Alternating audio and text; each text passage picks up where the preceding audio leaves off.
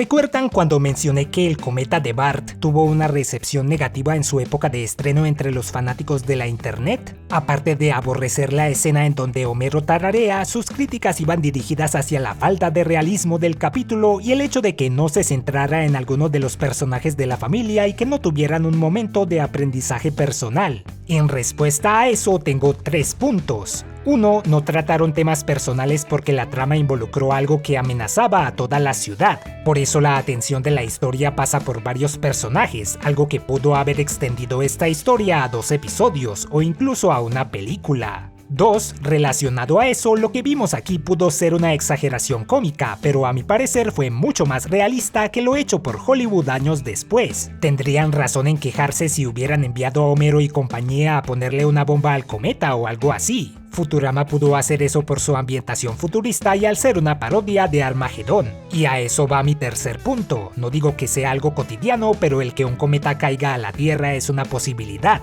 De vez en cuando escuchamos que un asteroide pasará muy cerca de nuestro planeta, o de hecho, algunos objetos logran atravesar la atmósfera, aunque son pequeños o tal y como dijo Homero, se deshacen al entrar en ella y quedan del tamaño de la cabeza de un chihuahueño.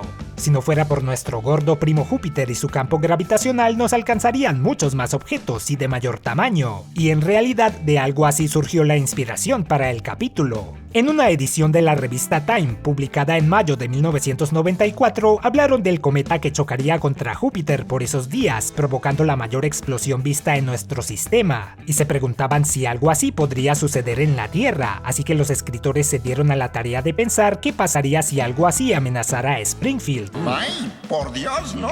Aprovechando que la animación permite desarrollar un tema de tal magnitud con mayor facilidad. En resumidas cuentas, pienso que ninguna de las críticas que hicieron en su momento tiene mucho peso y por el contrario, este episodio es una joya a muchos niveles. En el pizarrón, Bart escribe que la escritura cursiva no es lo que creía. Uno de los significados de la palabra curse en inglés es grosería o palabrota, así que el chico pensó que la cursiva tenía que ver con algo insultante. Un par de temporadas después también tendría problemas a la hora de leer ese tipo de letra.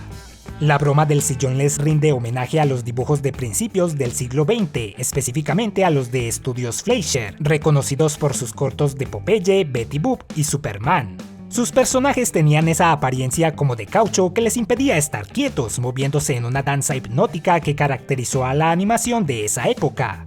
Los globos meteorológicos se usan para elevar distintos instrumentos que miden cosas como la presión atmosférica, la temperatura y la humedad, y puede usarse helio para inflarlos, el cual a diferencia de lo que dice Skinner no fue inventado sino descubierto, aunque sí nombró correctamente al responsable, el científico Pierre-Jules Janssen. Porque solo a Bart se le ocurre notarizar la ejecución de una broma, debe levantarse como castigo a las 4 de la mañana a acompañar a Skinner en sus labores astronómicas. Esta es la caracterización que más me gusta del director, cuando encuentra diversión en las cosas más aburridas posibles. Las mascotas ven Lassie en la televisión, añadiendo a las características antropomórficas que John Swartzwelder les da, ya que él también los hizo hablar en el episodio de Stampy. Los queremos mucho.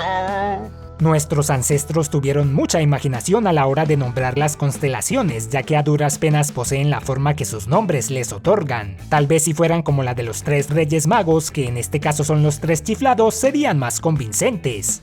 Luboš Kohoutek fue un astrónomo checo que avistó el cometa que lleva su apellido y del cual Skinner afirma que merece el crédito por su descubrimiento. Sin embargo, dice que logró vengarse de él y de su muchacho. Con eso tal vez alude al espectacular fallo del cometa, el cual se creía que le brindaría a nuestro planeta un gran espectáculo, pero se deshizo antes de acercarse a la Tierra. Aunque los productores afirmaron en los comentarios del DVD que la cháchara astronómica escuchada en el episodio era muy acorde con la realidad, alguien en el foro alt.tv.simpsons se encargó de enumerar todas sus inexactitudes. Esta es la ventaja de tener ñoños universitarios viendo esta serie. No las leeré todas porque son un montón de tecnicismos, les dejo el link si quieren leer el post, pero entre ellas lograron identificar el tipo de telescopio que el director usó, que Skinner no pudo haber leído Ascensión Derecha desde ese telescopio, que Bart debió haber llamado a un observatorio de la Universidad de Harvard en vez del observatorio local y presentar evidencia más firme para justificar una observación, y que desde 1995 los cometas se nombran con una nomenclatura distinta, así que el cometa no pudo haberse llamado Bart Simpson, pero bueno, no podían dejar que esas ñoñeces se atravesaran en la comedia. A la doble tragedia de perder un descubrimiento y soltar el globo con su imagen, Skinner lee un nefasto titular en el periódico. En lugar de hablar del presupuesto escolar, como dice en nuestro doblaje, en inglés lee "El presidente dice la escuela es para los perdedores". Se supone que en esta parte veríamos el exterior del planeta mientras el director gritaba. Pero prefirieron hacer un alejamiento, el cual quedó mucho mejor. Debido a su hallazgo, los nerds reciben a Bart en Los Superamigos, nombre inspirado por el grupo de superhéroes. No es la primera vez que el chico es aceptado entre una sociedad de ñoños, ya sea por haber hecho trampa en un examen o por su apariencia. En inglés el apodo de Quark es Ham, ya que escucha Ham Radio o radio de aficionados, hecha por personas que poseen equipo de transmisión en sus casas y aprovechan los espectros de audio no utilizados por la radio comercial para transmitir lo que quieran, o por lo menos hasta que la ley les caiga encima. Los demás tienen un sobrenombre acorde con cosas de intelectuales: correo por email, coseno por la función matemática, reporte por el reporte de calificaciones, dato por base de datos y Lisa por Lisa. ¿Cuál sería su apodo si pertenecieran a los superamigos? El mío sería Referencia. Una vez se dan cuenta que el cometa se dirige hacia la ciudad, hacen sonar una alarma de emergencia. Cada vez que suena un pitido o ruido extraño cerca de mi casa, alguien de mi familia o yo solemos decir: ¡Es la alerta del día del juicio! Abraham y Gaspar están sentados en una vieja tienda general, locales que existían en sitios rurales y les proporcionaban distintos artículos a los campiranos, por eso la botella de alcohol casero a sus pies, otra marca de Schwarzwälder y su tendencia de incluir cosas antiguas. He aquí un dato de trivia: aunque a estas alturas el profesor Frink ya había aparecido muchas veces, esta es la primera ocasión en que lo llaman por su nombre en un episodio. Esto no significa que apenas se les había ocurrido cómo llamarlo, ya que precisamente en los créditos del capítulo donde debutó fue la única ocasión en la que listaron los personajes interpretados por cada actor de voz, y allí apareció su apelativo. Él menciona que para el plan de destrucción del cometa trabajó con gente despedida de la administración Carter, refiriéndose al fallido intento de ese presidente estadounidense de armar al país con un gran despliegue de misiles para contrarrestar el armamento de la entonces Unión Soviética. Reitero que a diferencia de los cínicos de aquel entonces, me gusta mucho la escena de Homero tarareando en vez de describir su plan de escape. Papá, el plan. Sobre todo el enojo que Bart tiene con él, como si estuviera a punto de golpearlo, y de hecho tiene los puños listos. Era una escena intencionalmente irritante y cumplió su cometido. También me encanta la manera en la que luego del fallo del cohete el noticiero reporta que solo les quedan 6 horas de vida con toda tranquilidad. De Arnie Pyle lo entiendo, ya que tiene su helicóptero y puede huir fácilmente. Tal vez Brockman tampoco estaba preocupado porque él es millonario y seguramente tenía algún otro medio de huida. Cuando muestra la lista de las personas homosexuales, esta incluye a la mayoría de empleados de la serie en esos días, con 2 importantes excepciones: John Swartzwelder y Bob Anderson, escritor y director del episodio respectivamente. Así que se salieron con la suya en un chiste que no se podría hacer hoy en día. Bueno, no sé por qué siempre digo eso, se pueden hacer chistes sobre cualquier cosa, pero la reacción va a ser muy distinta a la de hace 25 años. Aunque desde ese entonces ya estaban anticipando problemas, ya que con el fin de evitarlos, Fox les hizo firmar un acuerdo a las personas de la lista para que no se les ocurriera demandar luego a la compañía por decir que eran homosexuales. Homero era el único que no estaba preocupado, no solo porque creía que el cometa se desintegraría al entrar a la atmósfera, sino que afirmó tener un refugio contra bombardeos. De hecho, la familia sí tenía uno, y no me refiero a esa caja de cartón del especial de terror 8. No, fue antes de la serie, en el corto de Tracy Ullman titulado La Tercera Guerra Mundial, del cual vimos su inicio en el episodio espectacular 138. En él, Homero despierta a su familia varias veces para ver qué tanto se tardan en ponerse a resguardo, hasta que ellos se cansan y lo encierran en el refugio. El último segmento de El Cometa de Bart fue inspirado en parte por un capítulo de La Dimensión Desconocida titulado El Refugio, en el cual cuando se anuncia que el país está a merced de un bombardeo, una familia intenta ponerse a salvo en un albergue en su sótano. Lo malo es que los demás vecinos conocen su existencia, así que buscan entrar en él a toda costa, a diferencia de la gente de Springfield, que acepta cuando Flanders dice que el lugar está lleno.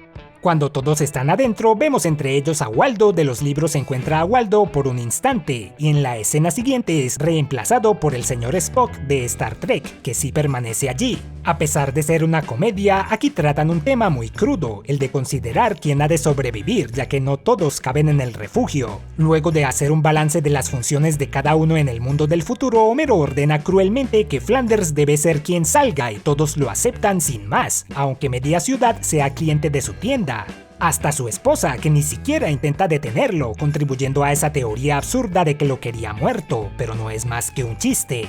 Ned canta "Que será será", canción que la actriz Doris Day popularizó al interpretarla en la película El hombre que sabía demasiado, un tema muy triste sobre la incertidumbre de la vida, y es que esta última parte tiene un tono muy desolador, la gente ocultándose donde puede, los pingüinos volando. Estos pájaros no pueden volar realmente, pero supongo que ante la amenaza lograron un milagro, y los ocupantes sintiéndose culpables ante la expulsión de Flanders, lo que los lleva a solidarizarse con él e indirectamente a salvar sus vidas, ya que ese refugio parecía estar hecho de cartón. ¿Qué harían ustedes ante esa situación, ante el potencial fin de su existencia? Lo que sé es que yo no me pondría a cantar con los vecinos y tal vez reaccionaría como el reverendo Alegría. Todo terminó, señores. No tenemos escapatoria. El refugio de Flanders aparecería en los juegos Hit and Run y Lego Dimensions, y en un cómic del año siguiente a la emisión de este episodio aparece reconstruido, ya que su familia se resguarda en él cuando se anuncia una oleada de aire caliente que se avecina.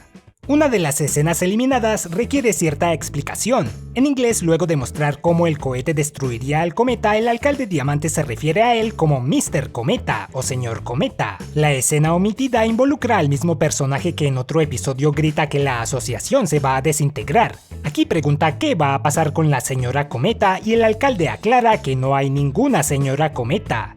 Otra escena tenía a Kent Brockman comparando el fallo del cohete a unos huevos baratos que se quiebran fácilmente. Luego de un silencio incómodo en el refugio, Bart enciende un televisor pero no tiene señal, así que le pregunta a Flanders si no tienen revistas con que entretenerse. Él le pasa una del guardabosques Rick, un magazine infantil sobre naturaleza que aún sigue publicándose y del cual Ned se ha encargado de censurar todas las partes cuestionables. Finalmente, los ancianos en el asilo se ríen de la noticia en la radio del inminente choque del cometa, ya que creen que se trata de otra broma de Orson Welles, similar a lo que hizo con su transmisión de la Guerra de los Mundos en 1938, en donde hizo creer a un montón de personas despistadas que unos alienígenas habían invadido nuestro planeta. Opino que las dos últimas escenas merecían quedarse.